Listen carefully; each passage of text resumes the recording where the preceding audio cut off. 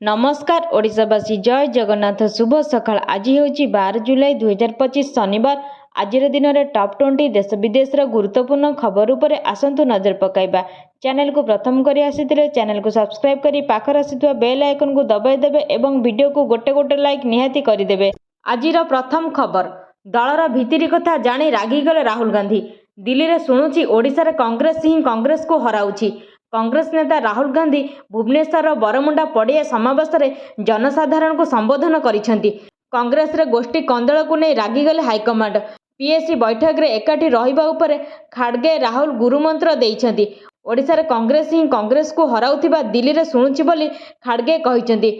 जेउ पर्यंत नेता माने एकाठी हेबेनी दल रिवाइव करि परिबनी। परवर्ती खबर, राज्य रे किछि स्थान रे बिजुली घड़घड़ी सह हालुकारू मध्यम धरणर वर्षा हेबार संभावना रहिछि। आंचलिक पाणीपाग विभाग पक्षरु बलांगीर, मयूरभंज, कोरापुट, सुंदरगढ़, कलाहांडी जिला को येलो वार्निंग दिया जाइछि।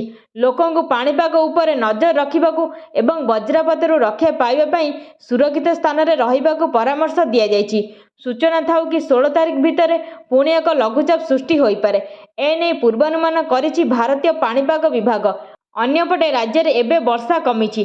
परवर्ती खबर, आंदोलन बंद हेबो नाही। ड्राइवर महासंघ राज्य रे ओडिशा ड्राइवर महासंघर स्टीयरिंग छाड़ आंदोलन जारी रहिछि। महासंघ सभापति प्रशांत मेंडुली कहिसेंति सरकार लिखित प्रतिश्रुति न देबा पर्यंत आंदोलन जारी रहिबो। आंदोलन बंद हेबो नाही बोली से कहिसेंति। एपरिक आंदोलन रे 30 जिल्लार ड्राइवर को जोग देबाकू सभापति अनुरोध करिसेंति। परवर्ती खबर, आसिला तारीख, एही दिन महिला खाता को आसिबो सुभद्रा टंका। राज्य रे कोटिएरु अधिक महिला खाता को आसिबो सुभद्रा योजनार तृतीय किस्ती टंका। एने तारीख घोषणा करि सारिछंती राज्य सरकार। पूर्वरु 2टी पर्यायर 10,000 टंका मिली सारिछि। आउ किछि दिन परे सुभद्रार तृतीय किस्ती टंका हिताधिकारी खाता को आसिबो।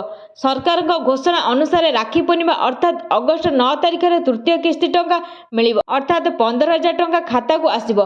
किंतु केवल योग्य हिताधिकारी ही पाइबे। अयोग्य हिताधिकारी आवेदन करिले ना सरकार काटिदेबे। परवर्ती खबर, भाजपार मुह बंद करदेले राहुल। ओडिशा रे कले बड़ घोषणा। कांग्रेस नेता राहुल गांधी भुवनेश्वर बरमुंडा पड़िया समावेश में जनसाधारण को संबोधन करिसेंति।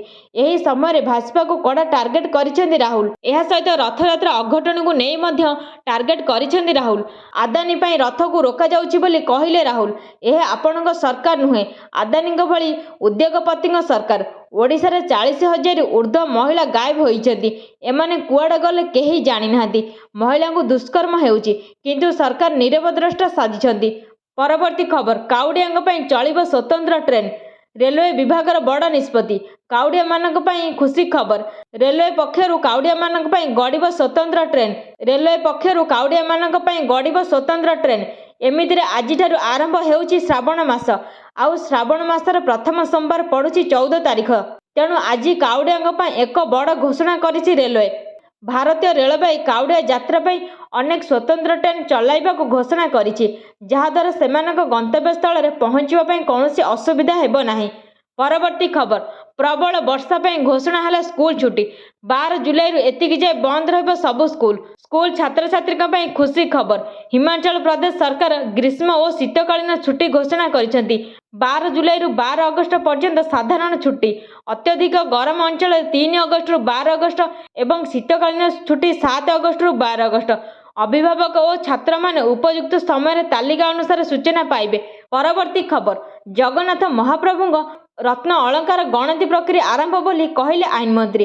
रत्नभंडार मरामती काम संपूर्ण हो सारी किंतु गणति मणति लगी टिके समय लागियो बोली कहिसेंति आईन मंत्री पृथ्वीराज हरिचंदन। गणति कार्य पे रिजर्व बैंक सहायता लोड़ा जाइछि। सेठार सम्मति मिलिले कार्य आरंभ हेबो। तथापि आगामी 3 मास भीतर एही कार्य आरंभ हेबार संभावना रहिछि बोली पृथ्वीराज हरिचंदन कहिसेंति। परवर्ती खबर, एही दिन अवसर नेबे प्रधानमंत्री मोदी। बड़ भविष्यवाणी कले कांग्रेस नेता। जानतु एहा पछर कारण।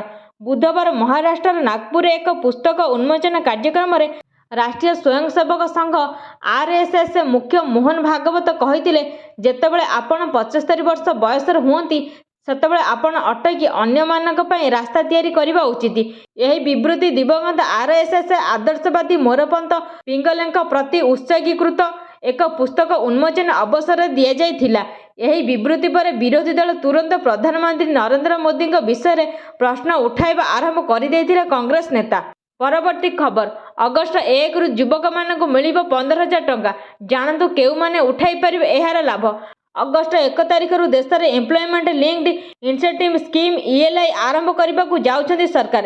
ଏହା ଅଧୀନରେ ପ୍ରଥମ ଥର ପାଇଁ ନିଯୁକ୍ତି ପାଇଥିବା ଯୁବକମାନଙ୍କୁ ସରକାର 15,000 ଟଙ୍କା ଦେବେ।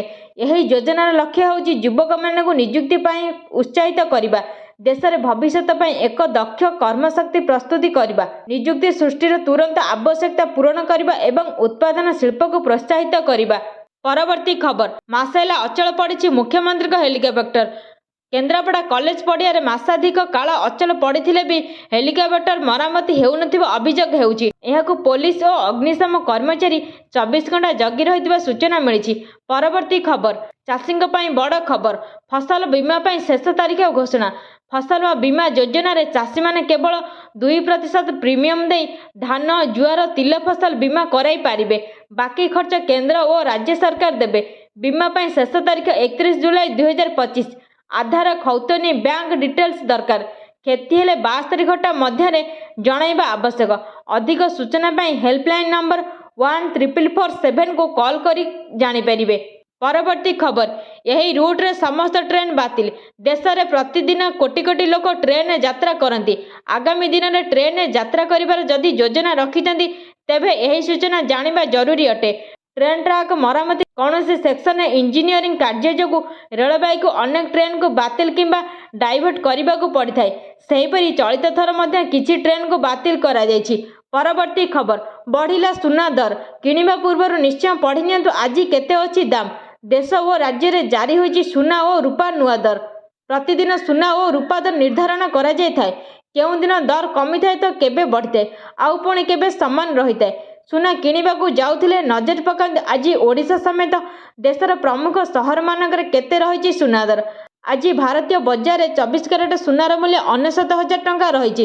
ପରବର୍ତ୍ତୀ ଖବର, କମୁନି ଓଡ଼ିଆ ଫିଲ୍ମ ବୋଉ ବୁଟୁ ଭୂତ କ୍ରେଜ୍।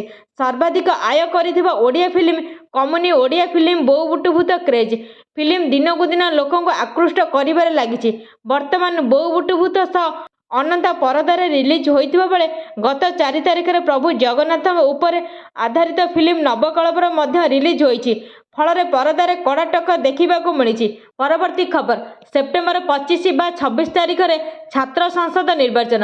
ପ୍ରାର୍ଥୀ ହେବା ପାଇଁ କେଉଁ କେଉଁ ଯୋଗ୍ୟତା ଆବଶ୍ୟକ, କେଉଁ ନିୟମ ମାନିବେ, ବିଶ୍ୱବିଦ୍ୟାଳୟ ଓ ମହାବିଦ୍ୟାଳୟ ଛାତ୍ର ସଂସଦ ନିର୍ବାଚନ ସେପ୍ଟେମ୍ବର 25 ତାରିଖ କିମ୍ବା 26 ତାରିଖରେ ହେବାକୁ ଯାଉଛି। ପ୍ରାର୍ଥୀଙ୍କ ବୟସ 15ରୁ 22 ବର୍ଷ ଓ ପିଜି ପାଇଁ 25 ବର୍ଷ ରଖାଯାଇଛି। 75% ଉପସ୍ଥାପନ ଆବଶ୍ୟକ। ନାମାଙ୍କନ 17ରୁ 18ରେ, ବୋର୍ଡ ଭୋଟ 25-26ରେ ହେବ। ଫଳାଫଳ ସେହି ସନ୍ଧ୍ୟାରେ ଘୋଷଣା ହେବ ଓ 26-27ରେ ଶପଥ ଉତ୍ସବ ହେବ। ଅପରାଧିକ ମାମଲା ନଥିବା ଏବଂ ରାଜନୈତିକ ଦଳ ସହିତ ସମ୍ପୃକ୍ତ ନଥିବା ଆବଶ୍ୟକ। ପ୍ରଚାର ପାଇଁ ବ୍ୟାନର, ଗାଡ଼ି, ଡାକବାଜି ବନ୍ଧିତ ଓ ଖର୍ଚ୍ଚ ସୀମା 10ରୁ 20,000 ରହିପାରେ। ପରବର୍ତ୍ତୀ ଖବର, ଘରୋଇ ପୁଞ୍ଜି ନିବେଶରେ ସାରା ଭାରତରେ ଓଡ଼ିଶା 1 ନମ୍ବର। ଆର୍ଥିକ ବର୍ଷ 2025-2026ର ପ୍ରଥମ ତ୍ରୈମାସିକରେ ଘରୋଇ ପୁଞ୍ଜିନିବେଶ ହାସଲ କରିବା ଓଡ଼ିଶା ଆଗରେ ରହିଛି। ଅନ୍ୟ ରାଜ୍ୟକୁ ପଛରେ ପକାଇ ଓଡ଼ିଶା 1 ନମ୍ବର ସ୍ଥାନ ହାସଲ କରିଛି। ଚଳିତ ଆର୍ଥିକ ବର୍ଷ ଏପ୍ରିଲରୁ ଜୁନ 3 ମାସରେ ଓଡ଼ିଶା 1.4 ଲକ୍ଷ କୋଟି ଟଙ୍କାର ପୁଞ୍ଜିନିବେଶ ହାସଲ କରିଛି, ଯାହା ସାରା ଦେଶକୁ ଆସିଥିବା ମୋଟ ପୁଞ୍ଜିନିବେଶର 40% ଅଟେ। ଅନ୍ୟ ସବୁ ରାଜ୍ୟ ମିଳିତ ଭାବେ 2.1 ଲକ୍ଷ କୋଟି ଟଙ୍କାର ଘରୋଇ ପୁଞ୍ଜି ହାସଲ କରିଛନ୍ତି। Centre for monitoring Indian economy ବା CMIIର ରିପୋର୍ଟରୁ ଏହି ତଥ୍ୟ ସାମ୍ନାକୁ ଆସିଛି। ପରବର୍ତ୍ତୀ ଖବର, ବକ୍ସ ଅଫିସର ସବୁ ରେକର୍ଡ ଭାଙ୍ଗିବ, ଟକ୍କର ଦେବେ ରଜନୀକାନ୍ତ। ହ୍ରିତିକ ରୋଶନ ଏବଂ ଜୁନିୟର NTRଙ୍କ ୱାର୍ 2 2025ର ବହୁ ପ୍ରତୀକ୍ଷିତ ଫିଲ୍ମ ମଧ୍ୟରୁ ଅନ୍ୟତମ। ୟଶ ରାଜର ସ୍ପାଏ ୟୁନିଭର୍ସର ଏହି ଫିଲ୍ମକୁ ନେଇ ଲୋକଙ୍କ ମଧ୍ୟରେ ବହୁତ କ୍ରେଜ୍ ରହିଛି।